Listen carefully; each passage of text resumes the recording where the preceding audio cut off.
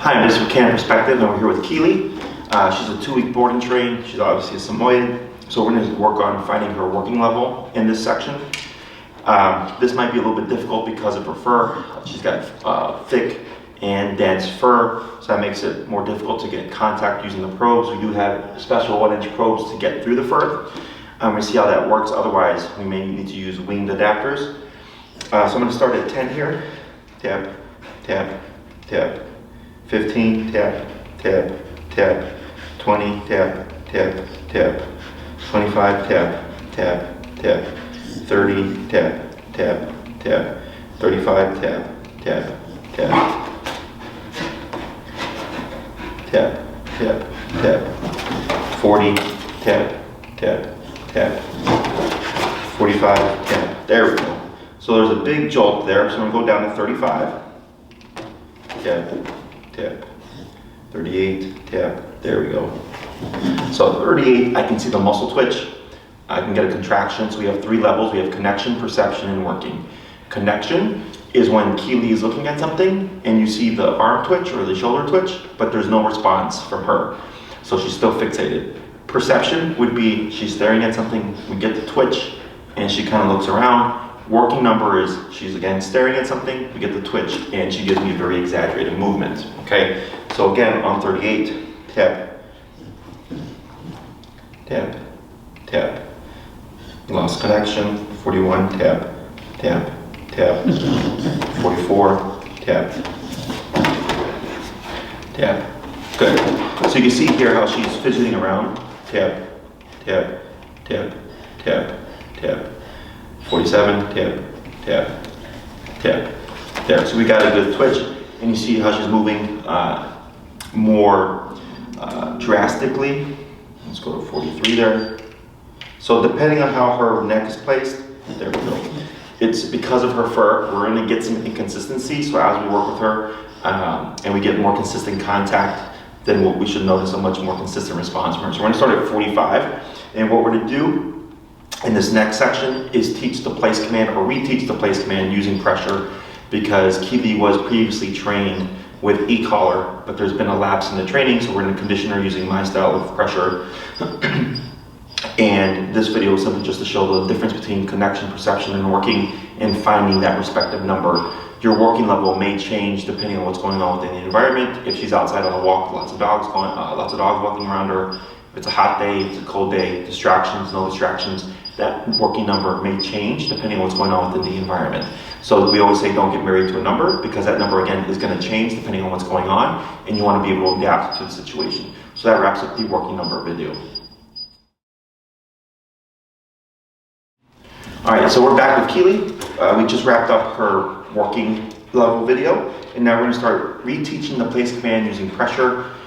She may know this from previous training. We're not going to use the word of place, because I want to recondition her using our style of pressure. Pressure on when we need Keleigh to do something, pressure off when she complies. So we want to use this pressure to teach her that she needs to go from my side to the placemat here. So what we're going to do is use a little bit of leash pressure with no word and e-collar pressure. And when I, of course, say the word tap, I'm actively tapping the button. So one tap, so if I say tap, that is one tap. So if I go tap, tap, tap, that would be the rhythm. If I say tap, tap, tap, tap, tap, that would then be the rhythm. We're going to start at 45, because that's when we got our connection. Tap. Good. We're going to dip that down. We're going to go to 38. Break. Girl. Tap, tap, tap, tap, tap. 41, tap, tap, tap. Good. Break. Tap, tap, tap, tap, tap, tap. Good. Good girl. Break. So I'm saying the word break. Break means your job is done. You're now free to move off the placemat. Tap, tap, tap, tap, tap. Tap, tap, good. A little bit of a lock up there. I'm going to go to 43 to 46 here. Great. Good. Tap, tap, tap, tap, tap, tap. Good. Good girl. Break.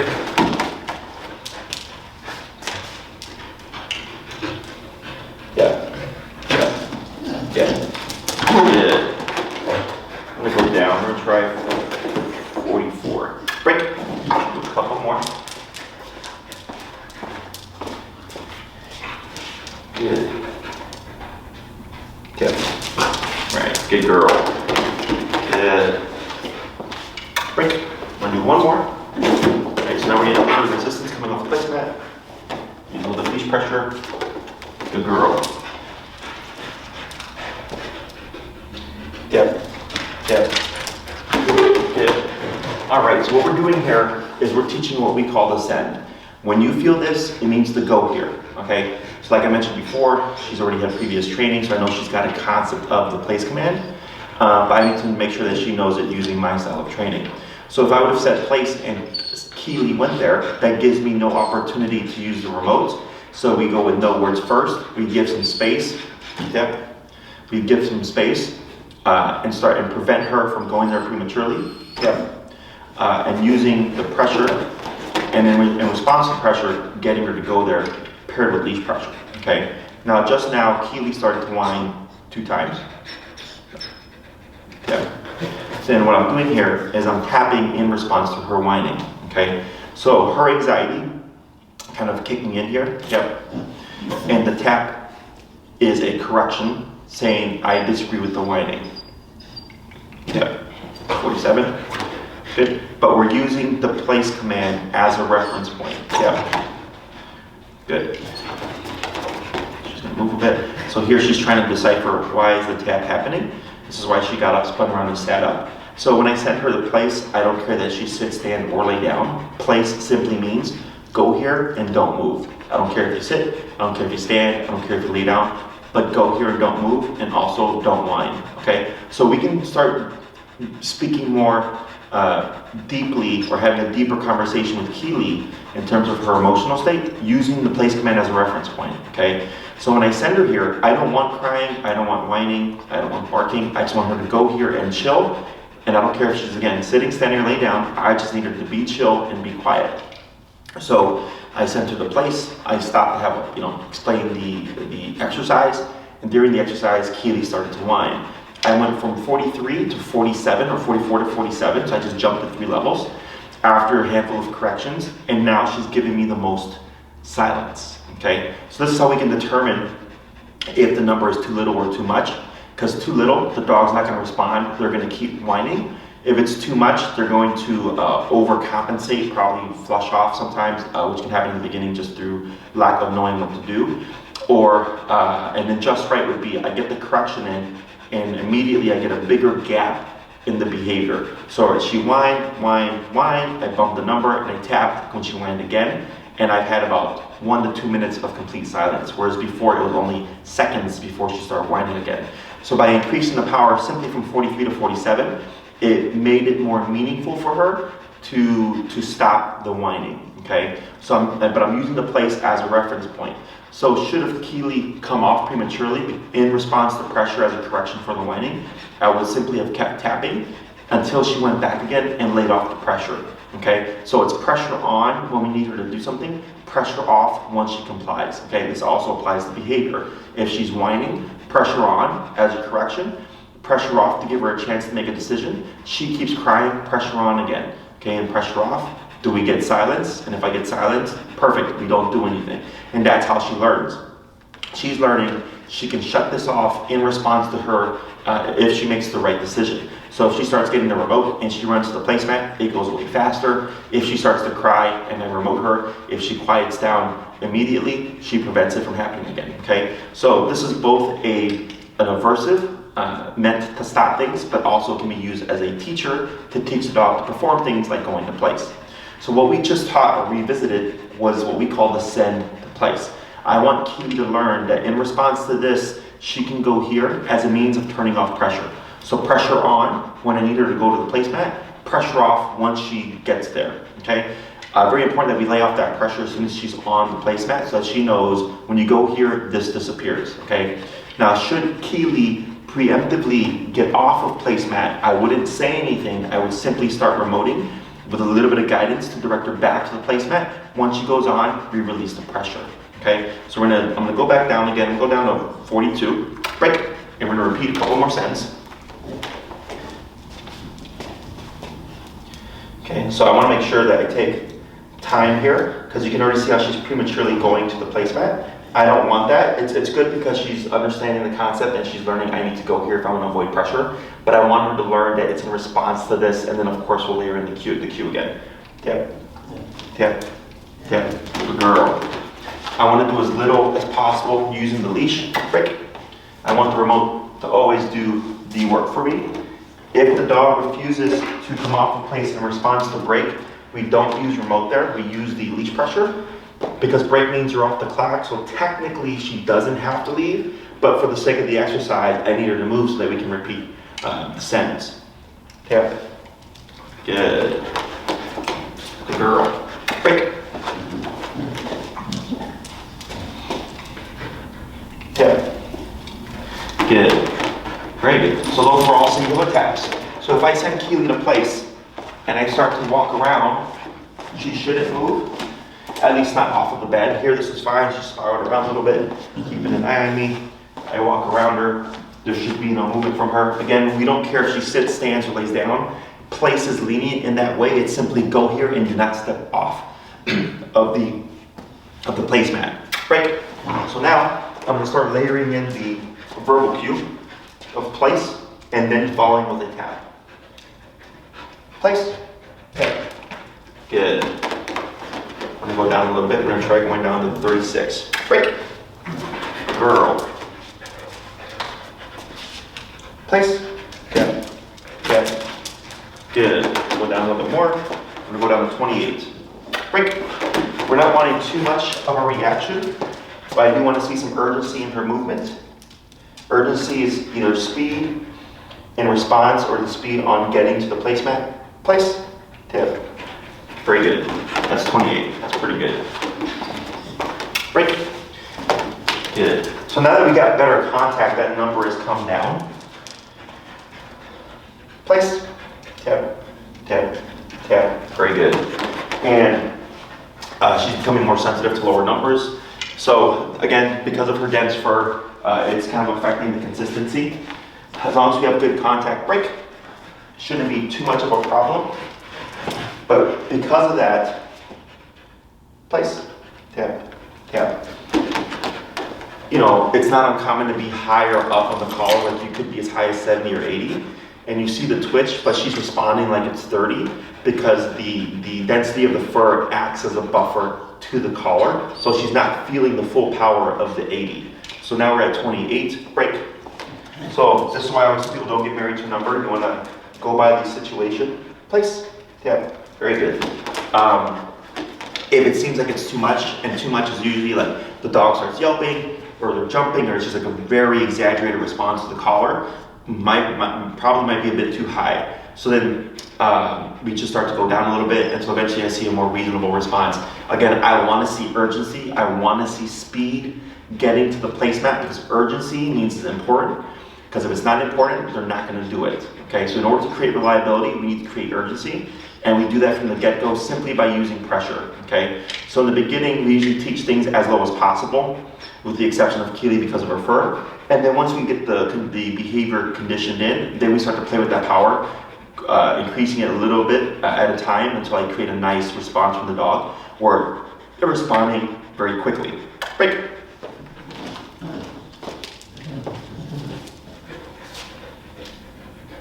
Place. Tap. Good. Break. And here the resistance on wanting to come off is a good thing because it means Keleigh is place, tap, tap, being cautious of her choices. So her refusing to get off of the placemat is actually her saying like, hey, I don't want any trouble. I don't want to be disciplined, so I'm going to just stay here so I avoid the problem, okay? But of course we have to remove her so that we can repeat this and teach her when we say place and you go here, you know, you can avoid the pressure, and if you stay there, nothing will happen, okay? But in the beginning, because we're trying to repeat this exercise, we have to remove her by, of course, releasing her and forcing the exercise to be repeated. And eventually, once she gets this concept, we don't do that anymore, and the dog starts to relax a bit. So here with the place command, this is meant for extended use, for long periods of time, for as long as no one wants. We had a family that did as much as 4 to 6 hours a day of place work with their dog because they had a newborn baby, so they didn't want the dog under control for a large chunk of the day. So you can do anywhere from like an hour and a half when you go to a restaurant patio to a couple of hours when guests come over, or like half an hour while you eat dinner. But this is definitely something that we want to start applying within the home, because a lot of problems that dogs have come from the lack of boundaries or structure and too much freedom. Okay, so here for Keleigh, when guests come over, maybe she's a little bit too excited, I can send her to the place. She's not supposed to move for 45 minutes or an hour and a half. You pick the length of time, and then we can release her when she's ready to go. Very simple to practice long or longer periods of time with this is if you're going to be sitting down watching TV and not doing anything for a couple of hours, you can take your dog bed, place it next to you, send Keleigh there, and as you watch TV for the next hour to 2 hours, she doesn't move.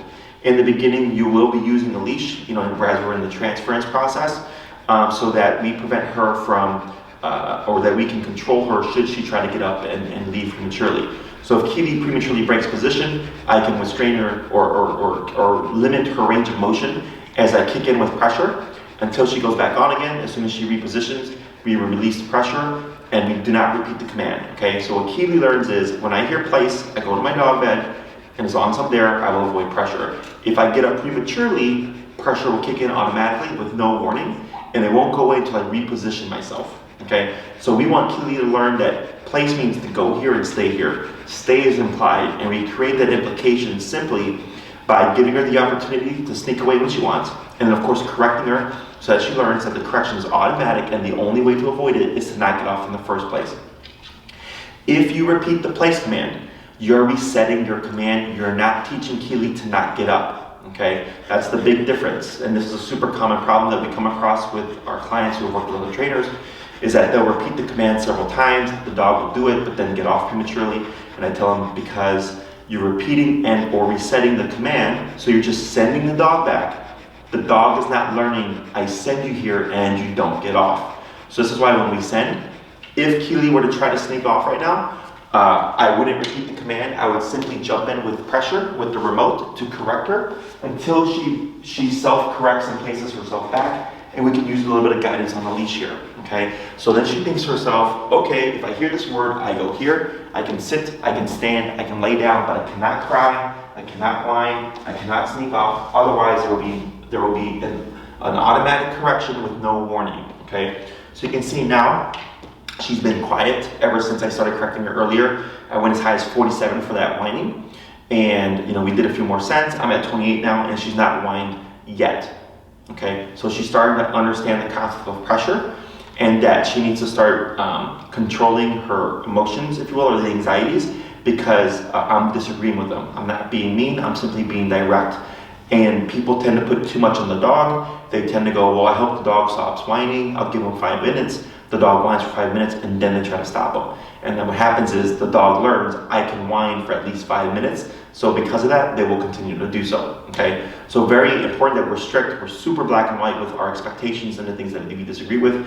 And that's what's gonna help Keleigh advance more quickly and consistently, is simply black and white rules and setting expectations and not allowing things that we don't want to happen.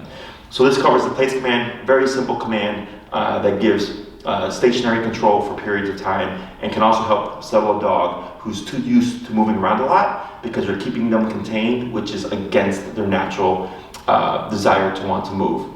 So that wraps up the place command, and then we'll be back with the heel command. I'm just from cam perspective, and we're back with Keleigh, and we're going to work on the heel now. So we've already covered her working number and the place command using pressure. I just found her number real quick, and it's 54. So we're going to start the healing exercise. We traditionally teach heel on the left side. So I'm going to be making a bunch of abrupt right turns, doing 180 turns to redirect her towards my left side, using the pressure, just body language. I'm not going to use the word of heel, even though she's had that previous training, because I want to make sure that she is listening to the pressure and not kind of falling back on what she knows of the heel command. And what I want to make sure that I do here is with the leash here, there's a bit of a J. And the bottom of this J, you can see it's kind of like right by her armpit. That's what we would call like the perfect length. It gives Keleigh just enough length to get ahead of me and leave my side, but not short where she can't do anything, because if I have her like this, it doesn't allow her the opportunity to make those mistakes. And we want her, of course, to leave the leg so she learns that when she feels pressure, pressure means to return, and then when she returns, pressure disappears. Okay, so we're at 54. I'm gonna start moving. Tap, tap, tap, tap, tap. 58, tap. Tap, tap, tap, tap, tap, tap, tap, tap, tap, tap, tap. Good. Tap, tap, tap. 60, tap, tap, tap. Good. Tap, tap, tap. Tap, tap, tap. Good. Tap, tap, tap. 65. Tap, tap. Good. Tap. Good. Tap, tap, tap. Tap. 70. Good. Tap, tap, tap. Tap, tap, tap. Good. Tap. Good. Better. Tap. Good. Tap. Good. And did that number down, 35. So we got good contact there. That's the one drawback. Tap. 40. 2 remotes with these dancer coated dogs is you could have no contact and all of a sudden get really good contact. So then she feels the full power. Tap, tap, tap. Of 70. Good. Tap, tap, tap. 45. Tap, tap. Good. Tap, tap, tap, tap, tap, tap, tap. Good. Good. So what I'm doing here, tap, tap, tap, tap, tap. 50, tap, tap, tap. Good. Is I keep going opposite to Keleigh. So here, most people when they walk their dogs or restrain their dog, limit the amount of leash that they're giving them. And I instead gave her a good amount of slack, and then I ended up giving her the full slack. But here, I need Keleigh to leave my side so I can kick in with pressure to teach her, hey, don't do that. But then I also have to redirect her to what she's supposed to do, which is come back to my left side.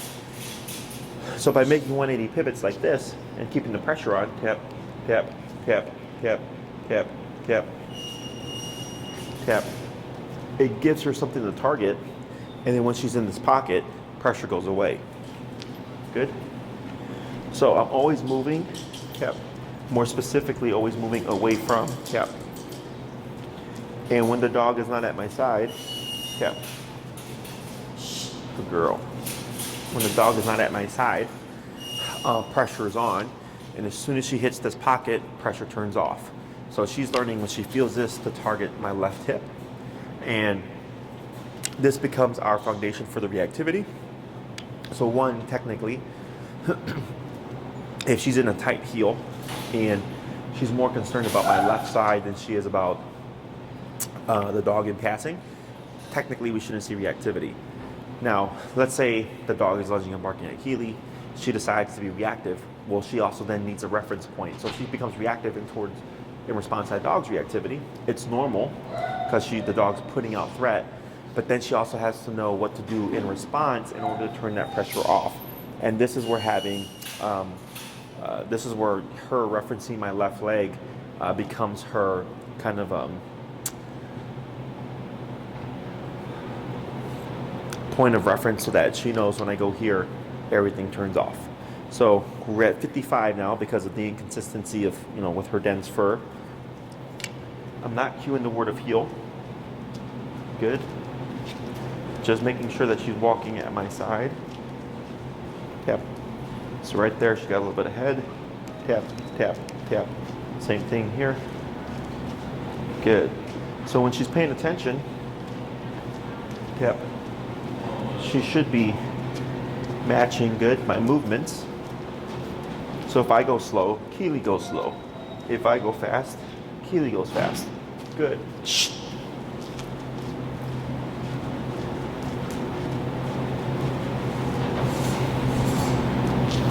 Good. Tap, tap, tap. She got a little too far. 59. Tap. Good. Tap. Good. Good.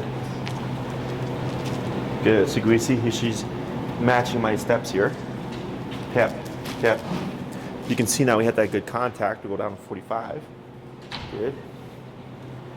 But always moving to the right of Keleigh. Good. Tap, tap. Good. To make sure she always returns to my left side. So for this exercise, whenever Keleigh gets ahead of you, from this point going forward, when she's going to be in the heel command, we're always going to be making 180 pivots to the immediate right, going the opposite way to position her as we tap, to position her back to our left side. Once she's back to our left side, we of course just keep moving. So if she gets ahead, tap, tap, tap. Good. Tap. Good. And we should start seeing her line up. General rule is right shoulder to left leg is the frame of reference for the owner. So like if she were to be like this, her right leg is past my left leg here, this would be considered passing. So we would correct this. So when we're walking, we should be walking side by side, similar to walking shoulder to shoulder, with another human. So that wraps up the first half of heel, and then we're gonna layer in the word heel and also cover left and right turns in the next video.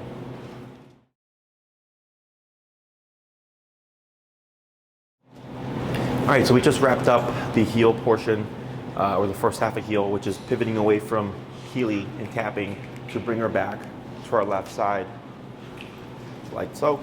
Now what we're going to cover is adding in the auto sits, adding in the verbal word of heel, and then also crossover in pivots, which would be left and right turns. So first thing we're going to do is begin to layer in the auto sits. We're at 49. I'm going to lightly pull up and tap. Good. So as soon as I get that response of her moving back, I alleviate the leash pressure and I also alleviate the pressure of the remote. What we're going to do now, since Keleigh's on our left side, is we're going to cue the word heel first and then move forward with our left leg. That is what's going to turn everything on. It's going to turn on the whole turnaround exercise when she gets ahead of us. That's when it's expected that she walk her right shoulder to our left leg. And of course, all the turns that we're going to cover are also going to go in effect. Heel. Good.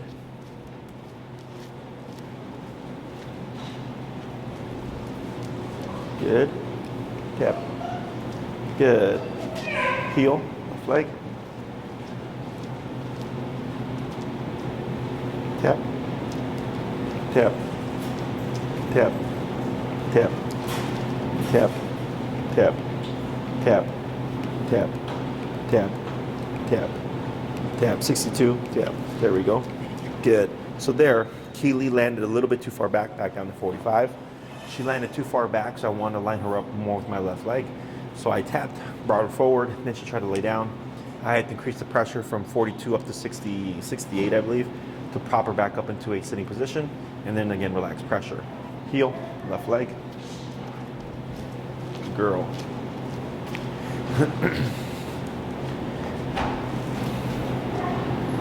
Tap. Good. Heel.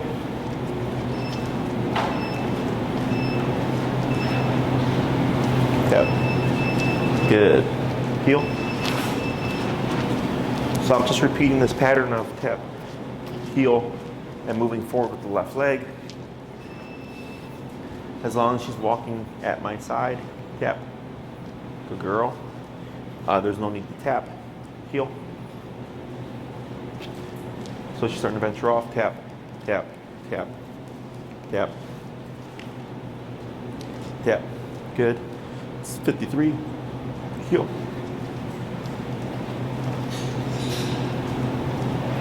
Tap, tap. Good.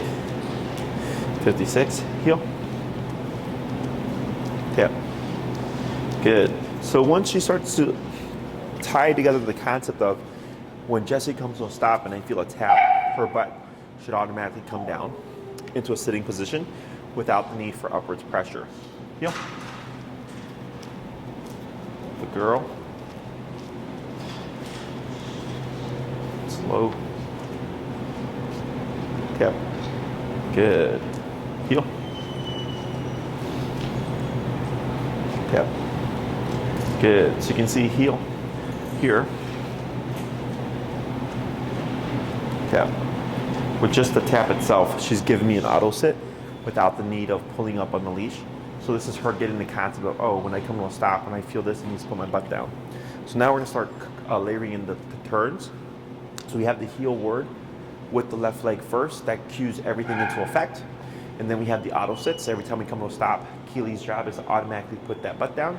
If she doesn't, we don't want to say the word sit. We would just either tap on the collar or use a little bit of leash pressure with the tap of the collar to get into a sitting position.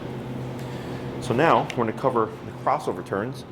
Heel. So it's very important that when we do turns, tap or come into a stop, tap. That tap was just to bring her in closer here. Is before we turn and before we stop, we always want to slow down first and then go into the turn. Slowing down allows us to communicate with Keleigh that something is changing, and should she keep going when we slow down, that tells us that she's not being mindful. So when she passes, that's when we would default into that turn and tap to line her back up to our left leg, and then we would continue and turn again if needed, if we're coming back up from point A to point B. So if I need to go that way and I turn a corrector, I can turn again to then go back in the same direction I was going. So slowing down before you stop and before you turn is always going to be in effect when you've cued the heel command, because it communicates to Keleigh something is changing, pay attention. Okay, so if she's paying attention, she should slow down with you. If she's not paying attention, she's going to keep going, in which you always default tap and turn to bring her back to your side and turn again if needed. So we're going to start with the crossover turn. This tends to be the hardest turn for people, and we call it the crossover because you're going to be crossing over Keleigh like this. Okay, now when we do this turn, you're going to lead it with your right leg like this. Okay, so we're turning at a very sharp 90-degree angle. So we would slow down first, and then it's going to be right, left, right. So then we'd be going the opposite direction that we were coming from. And the reason why we want to curve or turn over with that right leg is if I've slowed down and given Keleigh the cue of, hey, something's changing, it's going to allow her to start moving away from me to make space for me so that we don't walk into each other. Okay, if you're turning with your left leg, you're going to either trip over her or kick her out of place, and which is going to break the position of heel. So we always want to make sure that we turn with that right leg whenever we're turning left. Okay, so we're going to start with those first. Heel, tip, good, slow, right, left, right, good. I had to bump her there a little bit, slow. All right, she slows too, but you can see how she's getting ahead of me. Tap, tap, good. Slow, right, left, right, okay? And don't be afraid to use your body. Bump her out the way if you need to. Right, left, right, good. Oh. Good connection, 60 to 44. Okay, slow down. Right, left, right, good. Now what can happen is if I bump into her, tap, bring it down a little bit, 35, tap, slow down, right, left, right, much better. Is the dog tends to overcompensate, slow down, right, left, right, because now I'm moving into their space, tap, tap, tap, because she was deviating, 41 from 35, good, slow down, right, left, right, good. So here, I'm only verbalizing the right, left, right, because that's for your frame of reference, but Keleigh actually doesn't need these word cues. It's right there, I push into her, good, tap, tap, she went a little too far, good, slow down, right, left, right. You can see how she's naturally curving from me. right, left, right. Good. So as long as she stays tap, tap in this little pocket here. Right, left, right, right, left, right. Good. Heel, step. Go to 37. Slow down. Right, left, right. Good. Good. So now she's being more mindful of my body language. So, yep. Good. So don't be afraid to use your knees to bump her out the way if she's trying to curve over. You have to walk assertively, and that becomes a correction, because if you try to tap her for coming in too tight, it's going to make her come in tighter, because tap means come to my left side. So if the dog is overcompensating or getting out of position too much this way, the correction actually comes from your leg and cutting into Keleigh to tell her to back off. So there's a nice little pocket, no more than 6 inches away from your left leg, ideally no more than like 6 inches going back, and definitely never going forward, even if it's an inch, because that would be considered passing. So now we're going to cover the pivots, which is going to be left, right, left, and we're going to be going the opposite way. This turn is going to be led with the left leg, as opposed to the crossover, which is led to with the right leg. Okay? Heel. Good. Slow down. Left, right, left. Good. Got a girl. Slow down. Left, right, left. Good girl. Slow down. See how she looks at me? Left, right, left. Good. So there's no tapping here because she's keeping up with me. Slow down. Good. Left, right, left. Now, of course, I'm saying slow down for you as the viewer. I'm not saying that for Keleigh. Like right there. I gave her no cue. Just changing my pace. Good. To communicate to her that something is about to change. And doing that left-right motion to give her a visual on what to do. Left. Good. She comes to my side. Good. I'll give a little tap here to speed her up. Good. 45. Good. Good. If she sits automatically, I know. If she sits automatically, we don't need to tap, so she can avoid the pressure if she automatically puts that butt down. So what we're going to cover now is blending this crossover turn with the pivot to show how just using body language, how we can get Keleigh to walk at your side with very little work. Okay, because the most important thing is you have connection and you have the right number for the environment to tell Keleigh, hey, now you need to be mindful, and that heel means pay attention, and it's a command that she respects, and everything else should be simply body language. Heel. Good. And slow down. Good. Right, left, right. Good. She pivots with me, no problem. Slow down. Good. Right, left, right. Good. Tap, tap. Went a little too far. Left, right, left. Good. Slow down. Right, left, right. Good. Slow down. Left, right, left. Good girl. Tap, tap. Left, right, left. Good. Slow down. Right, left, right. Good. So all these turns are at random. I'm not, giving her any verbal cue. And she's able to move with me because she's in a follow mode.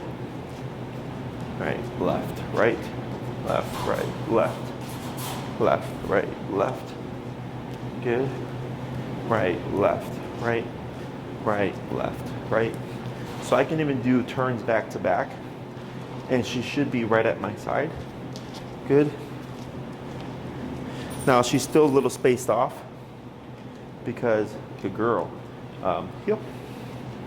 Because we don't have consistent contact due to that dense fur. So once we start to get more consistency, good girl, on the remote, and each time I tap to bring her to my side, there's going to be consistent contact, which makes sure that our communication is not broken up. So it's kind of like having a phone call or a cell phone call on a cell phone. and the person's kind of just breaking in and out reception-wise, the communication is not going to be clear, and you're constantly like, what was that? What did you say? Same thing here, because we don't have consistent contact. Our communication is scattering. So it's making it problematic for communicating with Keleigh consistently. But hopefully once we get the winged probes, we'll fix that problem. Because right now we're currently on the 1-inch probes. So that's the second half of heel. We got the crossover turn that we lead with the right leg. We have the pivot turn that we lead with the left leg to go back the opposite way. We have heel moving forward with the left leg. If we're making a simple left turn, then you just cross with your right leg and continue to go that way. Same concept, if you're going to turn left, you just cross with your left and we go this way. What I suggest in the beginning, as you get used to these turns, is to practice them back to back in the beginning of the walk. So Keleigh would have a potty break, and she'd pee and poop, get that out the way first, and then we would start with heel, walk, walk, come to a stop 5 times, then heel into left turns 5 times, and heel into pivots 5 times to warm yourself up, and then start your walk, because the hard part is going to be applying these movements as you're in an actual walk where you're going to be walking with Keleigh, and you see a red light and you think, I'm going to turn left at this red light, and you have to time it by, of course, slowing down and then crossing with your right leg at the corner, which takes practice, but once you get used to it, it's really pretty simple to remember. So that wraps up the second half of heel. Next commands, we're going to start working on the sit, the down, the stay, and the recall. But so far she's doing well, pending we have consistent contact. So dedicated kind of perspective. Today we have our newborn train, and in this video we're going to be going over the stay command. Most of our commands don't have the we don't have sit, stay, down, stay, come and stay, or place, stay. It's all implied. So whenever we do a command, it's said and done until given another command. So we really use stay when the dog's in a position and we want them to stay in that position. So right now she's not in a sitting, she's just in the position of sit. So if we want her to stay in that position, we really can't, it doesn't really make sense to say sit. So this is where the word stay comes into play. So I'm going to dip down, since we're teaching something new, from whatever number you're at. So the working number, you would want to start maybe like 20 or 15 levels lower, just because we're teaching something new. So for the stay, like I said, it's to stay in that position you're in. So if she was laying down and we said stay, she should stay laying down. So right here, she's in the sitting position, not in the sit command, she's just in the position. So when we do the stay, we take our left hand and we wave it across her face, and then we're going to pivot out with the right foot, and then I'll show you our little leash setup we have going on. So again, my left hand, stay, pivoting out in front of her to the right foot, with the right foot, and here, up, tap, tap, tap, good. So when I pivot out, my arm is this far, and I have this much leash ready. There's no tension, this is no tension, but I'm ready to pull up and pair it with the e-collar when she gets up. So when we pivot out with the right foot, and then once that butt comes back up from the ground, immediately bringing pressure up, and then e-collar. So I'll show it again. So here, tap, good. Stay, good. And then I'm going to do a little walk around. Good. Now, when I'm doing this walk around, if she were to get up, so here, tap, good. So when she got up there, I stopped moving. I stopped, up on the leash, and then pressure until she put the butt back down. So here, tap, good. Good girl. Some praise. Good. I'll show it again. So she's still in the stay command, so I'm just going to pivot up with the right foot. Good, she thought about it.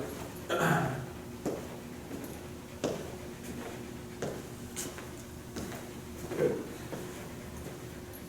And you want the arm extended like I have. If you have it like this, she has more leash to make it to you. But if you have it here, and she were to get up, you can tap it correct so she can stay in the position, the sitting, and the placement. So if she makes it to here, she's getting out of the placement, and then you would need to correct her until she comes back to like this spot. Versus here, I'm already ready, so she can't make it that far. And once we stop, we can focus on the getting her back into the sitting position in that spot. We don't repeat stays. We don't repeat any commands. In fact, we just correct it. So if she were to break it, it's just you pause. So I'll show it again. She's still in the stay command. So she gets up, I pause, up, tap, tap, until the butt goes down. What you might see in the beginning stages is she'll keep the butt on the ground, but she'll just do the turn, watching you. That's fine. That will go away eventually. Just her keeping focus on you and watching where you're going. It's just only when the butt comes off from the ground you'll want to correct. So I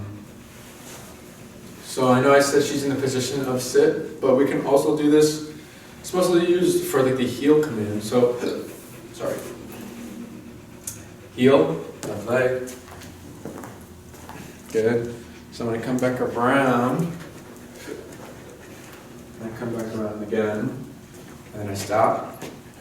She sits. So this is when we use stay. Stay. Good.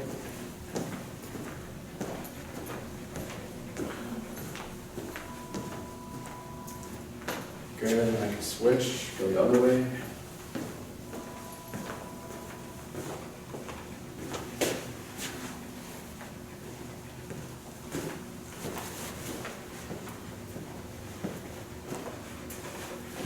And place. Good girl. Good girl, sweetie.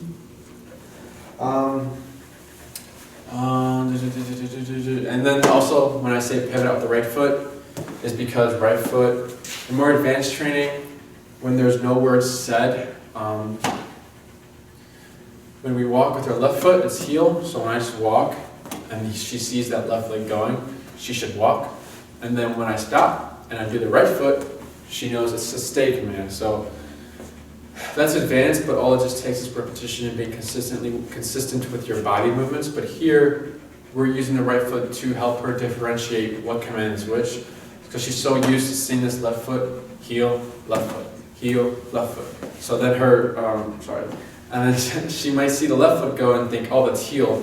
But then when we do the right foot first, it's letting her know, oh, this is something different. This is not heel. So pivoting out the right foot, having her leash set up until assuming she's going to break it, and then stopping, correcting it, do another round, a little circle, and then you can do baby steps if you like. So not baby step, but take it slow. So it'd be stay, and then you can start pivoting out, and then return. Good girl. Come to heel, come back, stay, pivot out, and then you can do half a circle, like that. And then once you see her complete the half circle and she's cool with that, then you can do your full circle, and then you can add distractions and just really test it. So when you're practicing this, what we like to do is, when you're going to go and when you're on your walk, so let's say you're on your walk in the heel command, and she's going to go potty, so she's pottying, you put her back in the heel, come back around. She's sitting, stay, and then go and pick up her poop, and then throw it away, and then return to her side, come back, good girl, and then you can go. Proceed with your walk. Another way would be if you're doing your walk and then you approach a red light or a stop sign, a stoplight. You can just quickly practice the stay. So you come to the stop, stay, do a little walk around, good girl, praise, and then once it hits green, you can continue your walk. If you ever decide to take her to like an indoor place, like for example Home Depot, when we take the dogs for training walks at Home Depot, when we go in the side aisles, like those, just not the big main aisles, like the side ones, if we're going to approach the main aisle, we like to pause before that, issue the stay, pivot out with the right foot, make sure the coast is clear because there's usually dogs there too, or heavy machinery, and if it's clear, we'll just go ahead and go back into a heel and go through the main aisle. So those are some ways you can practice the stay command. Like I said in the beginning, it's the least used command, but you can have your fun with it in those situations, and if you like to practice and just work with the commands, it's something you can add.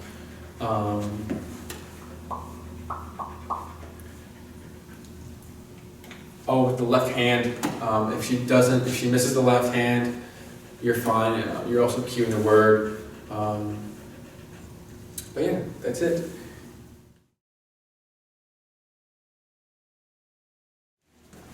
Alright, so recap kind of perspective. Today we have our new board and train, and today we're going to be going over the down and sit command, covering down first. So down is the command where once cued, the dog goes lays down, and we're not looking for anything like fancy, such as sports stuff, so like fancy down where they sit like a sphinx. We're just looking for functionality and just her going down when it's cued. So right now we're not going to worry about the duration of it. In other words, we're not going to worry about her getting up immediately once I start the exercise. We just want to focus on her getting used to the pressure and just going with it. So here she's obviously laying down, which is good. But once we add pressure, we might see something different, such as protesting or like resistance or a little bit of confusion.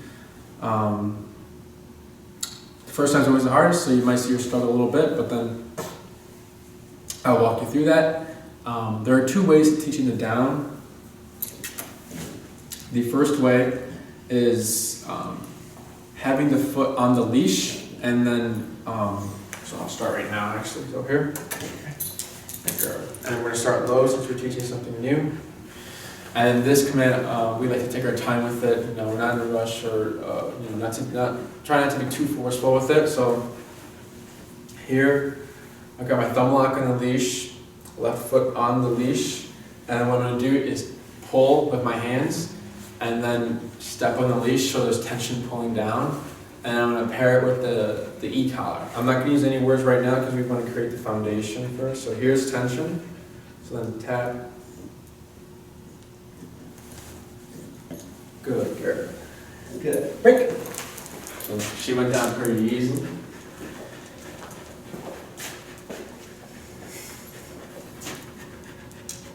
Good. So foot on the leash. Tap. Good girl. Yes, good girl. You want to move. Break. Reset myself.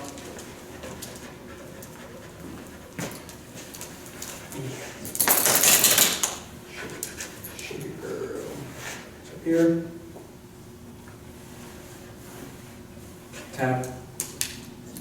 Tap. Tap.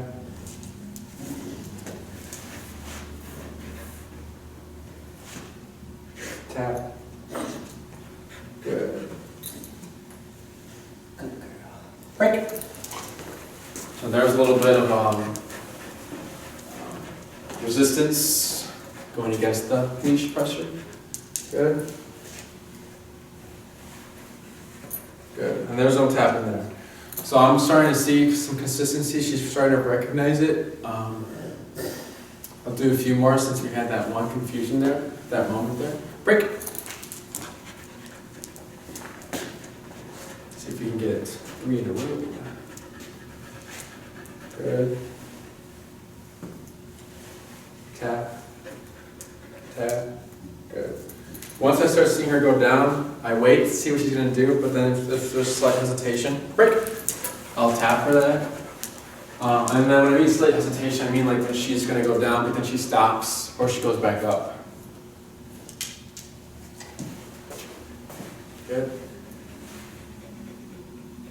tap. Good girl. Break. One more.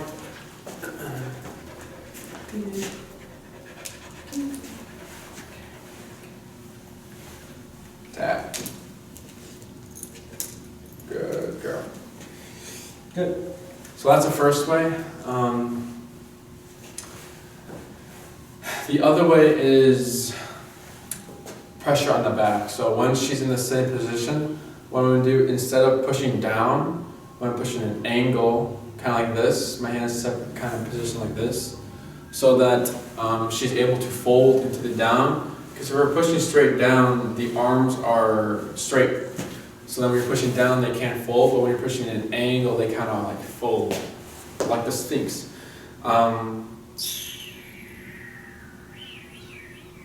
Again, I'm going to start low again, just because it's different. And then, as I'm pushing down, I'm going to be tapping, but I'm not forcing her, not too much force. It's just pressure until she feels it, and then pairing with the E-collar just to guide her. This is like the guidance to her.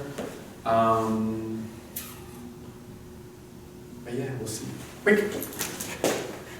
Break.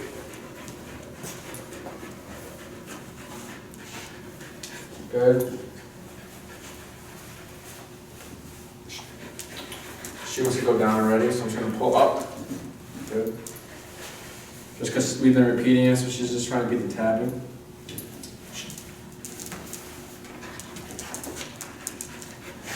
Good. So here, I'm touching the back, and now here's pressure, and then tap. Good girl. Break. A few more times. Good girl.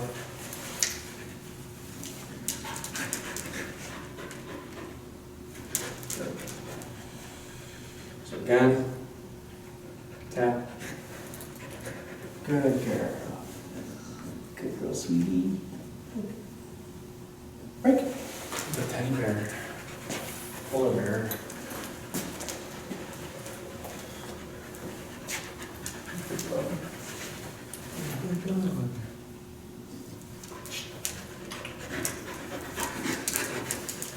Good. So since I'm starting to see her kind of try beating it, I'm going to try and like let her settle first, and then I'll start the command. So good, she's settled. So here. Good. Go closer. Good. Tap. Good girl. Break. So now, since we see consistency with both ways, and in general just going down, now I will add the keyword, Q, which is down. Down. Good. So there could be a few things why she went down right away once cued. One, she probably has a solid foundation with it. Maybe she recognizes the word, but now we need. The whole point of that exercise was to teach her pressure of going down. So although like she might already know down, we need to do the pressure work so that the down has more meaning to it. So it's like, she'll, like before maybe she was going down, she wants to because of food or whatever, but then she get back up. But now we're applying discipline to the down and like corrections and like just discipline. So that's good. If she wasn't going to go down, I would result to either stepping on the leash. Oh, so I get 3 taps, so tap, tap, tap. And if she's showing confusion, I'll guide her through it again. So stepping on the leash or hand pressure to guide her. And then just keep repeating that. So down, she goes down, good. Down, nothing, tap, she goes down, good. Down, nothing, tap, nothing, tap, nothing, tap. She's getting confused. Then I can help her out.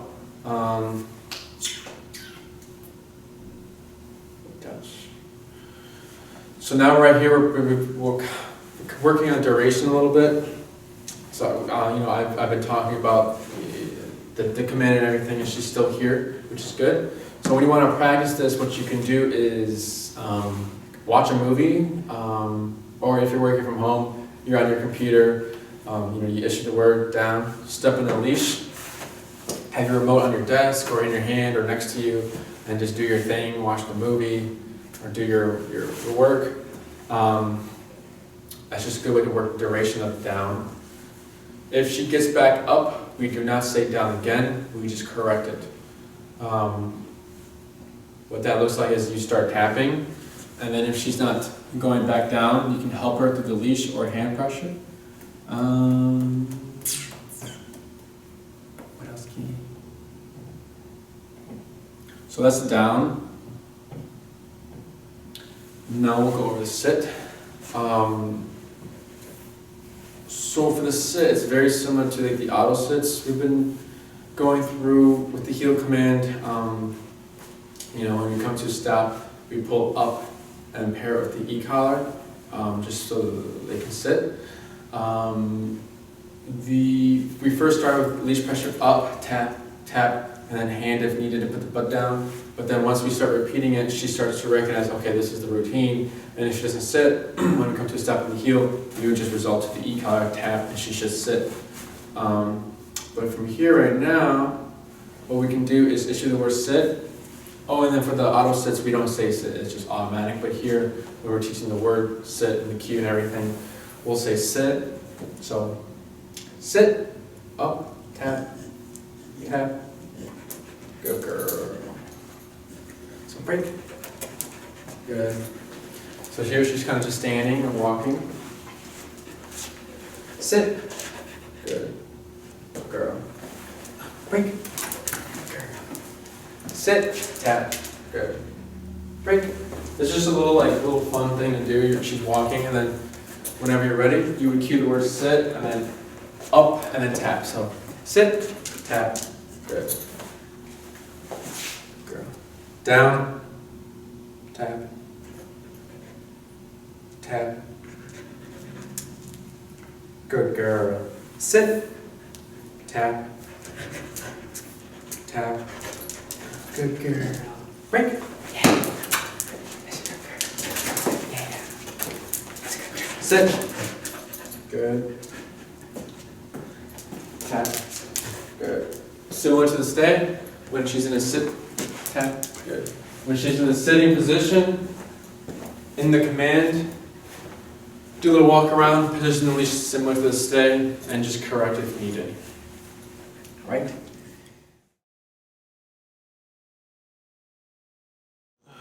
Hi, it's Enrique with Canine Perspective. Today we have our newbie and board train, and in this video we're going to be going over recall. So we have a few things here.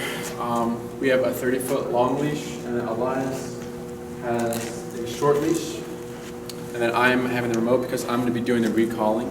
So the short leash is to just create separation between me and Elias, and then the long leash is obviously to create the realistic call, the recall, and then also just to make the recall happen. So since I'll be doing the recall, I'll be handling the long leash.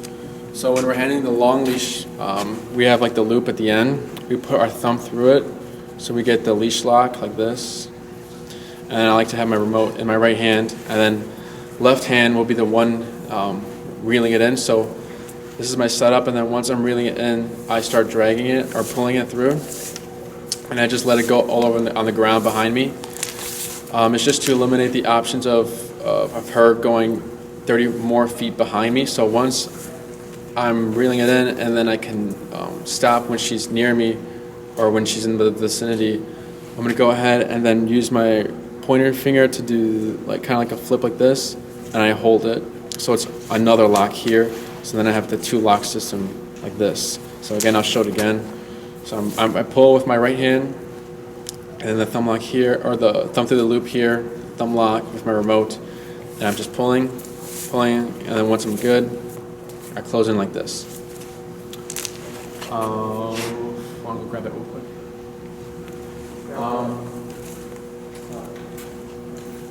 So then, I'll be doing a few things. I'll be doing a few things. So since I'll be having a long leash, I'm going to be reeling it in. We're not going to use any words right away. We're just going to create the foundation of, you know, when you feel this and this, you come to me.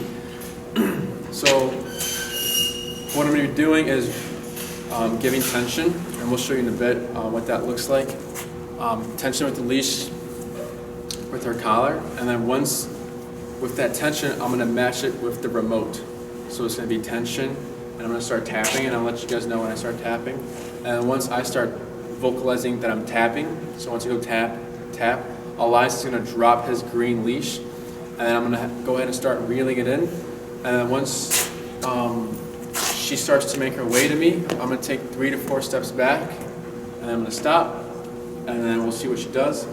We'll see if we might see a few things such as, you know, stopping or running the other way, or you know, if she ends up passing me or goes the other way, I'm going to face her and then repeat it again. So I'm going to start tapping, moving back and reeling in the leash, and then once she makes her way, I stop, see what she does. When we're recalling a dog, they're supposed to land in this vicinity, 1 to 2 feet, whether it's here in the heel position or on our right side, front, behind us, it does not matter. As long as they come to us in the vicinity and they sit once they hit the vicinity. And we will get to use the cue word in this session. But like I said, we want to create the foundation of the e-collar, making her do the recall. And we're also going to start low because we're teaching something new. So I'm going to go ahead to, we'll leave that 70 for now. And Elias will have the short leash and he'll go against the wall. And then we'll run through the exercise. And Elias, once I start saying tap, you can go ahead and drop it. Okay.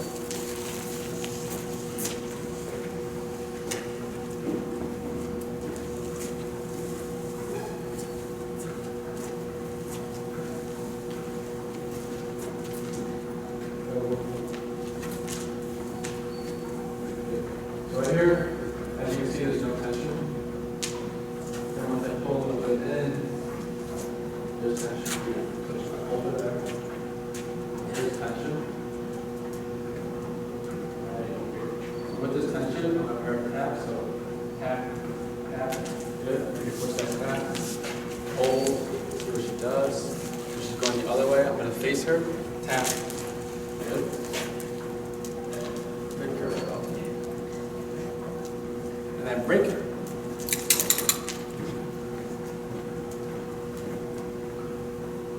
You should have a bit of an overreaction there, so I'm going to go ahead and dip down to 40.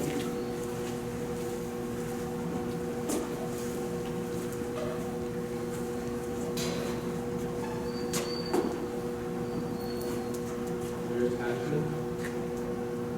Tap. So I'm facing her. Okay, good. She's breaking herself. Good.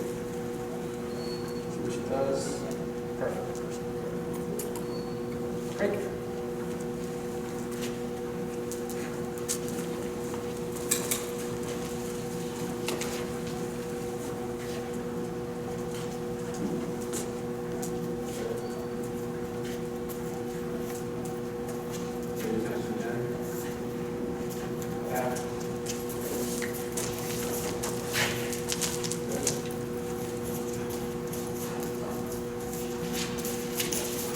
Going away. Tap. Tap. Tap. Tap. Tap. And break.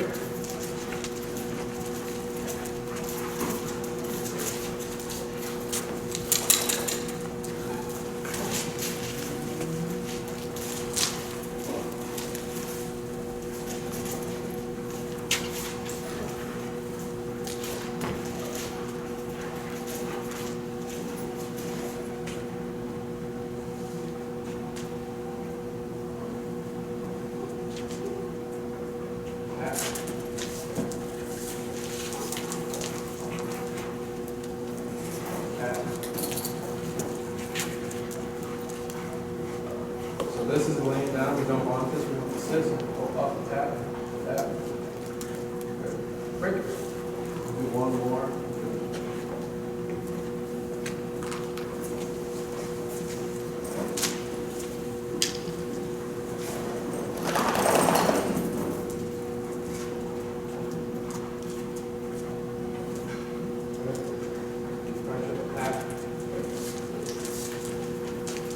Here, tap. Good. And tap for the sit. Lower again. Tap for the sit again. Tap. Break. So now instead of least pressure tap, we're just going to tap with the e-collar just to see that she's responding to the e-collar.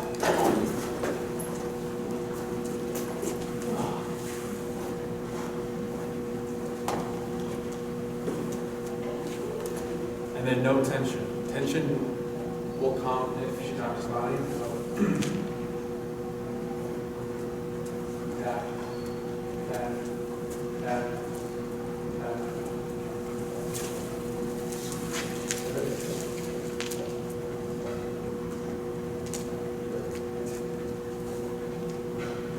Break.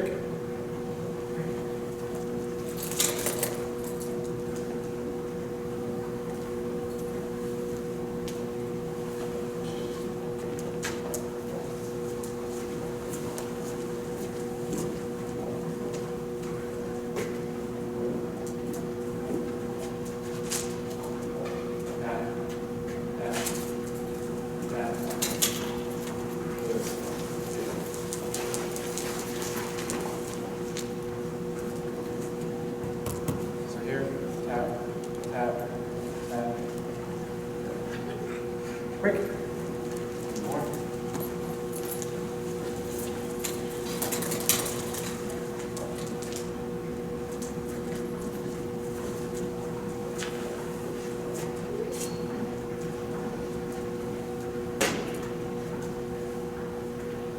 Tap.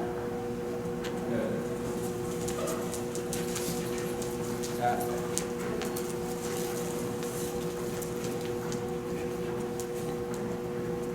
Tap, tap, tap, tap, tap.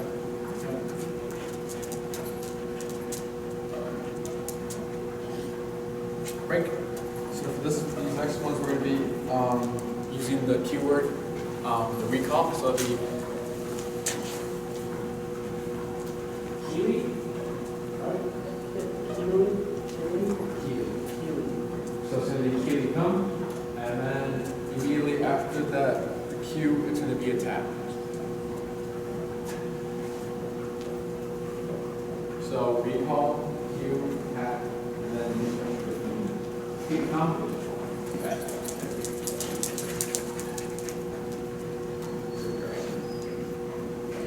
Break it.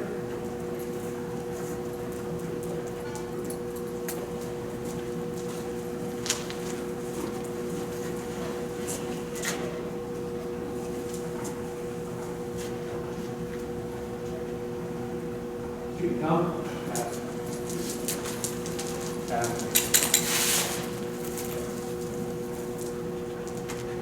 Good girl. Break it.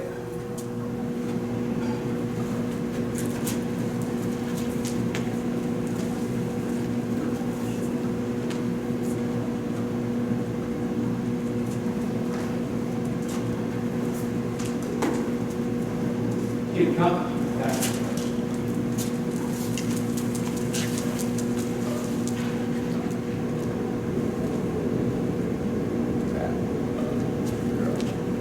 So we'll cap it here.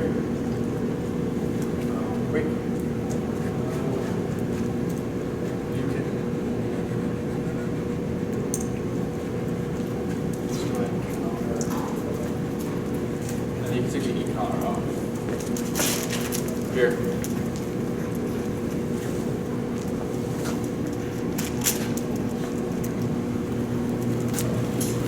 So nothing out of the ordinary. She responded well to it. There's a few times where she did want to go the other way. So over here, just a little path going back to the panels and playpens and everything, but nothing out of the ordinary. The most important thing is just never repeating the command, facing her, and continuing the exercise if she's passing you or going the opposite way. So what we started off was, again, leash tension, e-collar, no word said, 3, 4 steps back, hold. She sits next to you, 1, 2, 3, 3 vicinity, you're good. And then we did e-collar and then leash pressure if needed, just so we know that the e-collar is the one that's making her come to us, not the leash. And then once we saw some consistency with that, we added the word, Keleigh, come, tap. And if you can let out, or start kenneling all the dogs since we're gonna leave. Start kenneling all the dogs since we're gonna leave. Okay.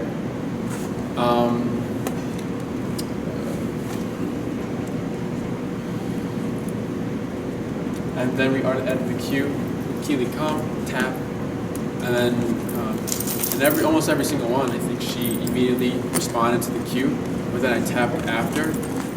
That's only going to be like that in the beginning, and then you can take the muzzles off too, and the e-collar.